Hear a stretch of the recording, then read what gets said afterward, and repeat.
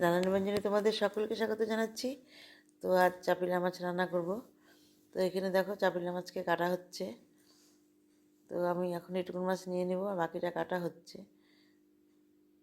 তো এখন আমি এটুকুন রান্না করব আমাদের দুজনের জন্য। তো আমার মেয়ে তো খায় না, তো আমরা দুজনের জন্য এটুকুন মাছ রান্না করব। এখন লবণ দিয়ে দিলাম, আর এখন একটু হলুদ দিয়ে দেবো। হলুদ দিয়ে এখন এর মধ্যে একটু সরষের তেল মাখিয়ে রাখবো।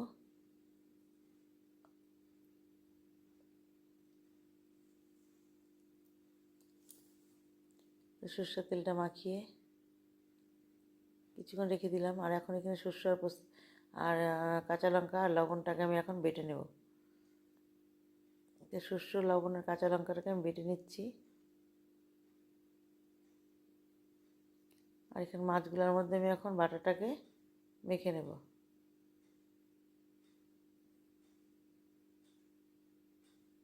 দেখো মাখা হয়ে গেছে। এখন আমি কড়াই বসিয়ে দিলাম, কড়াইতে আমি তেল দিয়ে দিচ্ছি।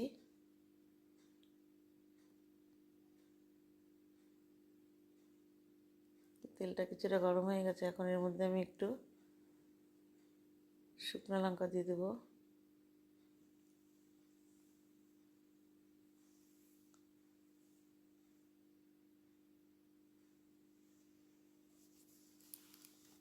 মাছের মধ্যে একটুখানি আমি শুকনো লঙ্কার গুঁড়ো দিয়ে দিলাম, যাতে ঝালটা একটু ভালো মতো হয়।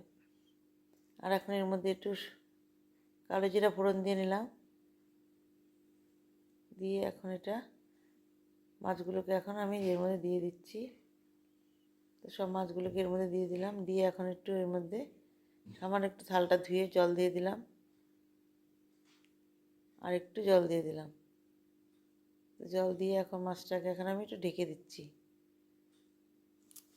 এখন দু তিনটে কাঁচা লঙ্কা দিয়ে দিলাম। আর এখন একটু এর মধ্যে ধনেপাতা দিব। তার আগে আর একটু ঢেকে দিলাম। কারেন্ট চলে গেছে এখন। তো এখন এর মধ্যে অল্প ধনেপাতা দিয়ে এখন মাছটাকে আমি নামিয়ে নিব। তো নতুন বন্ধুরা দেখলে একটু প্লিজ একটু কমেন্টস করবে। আর তোমরা ভালো থেকো, সুস্থ থেকো।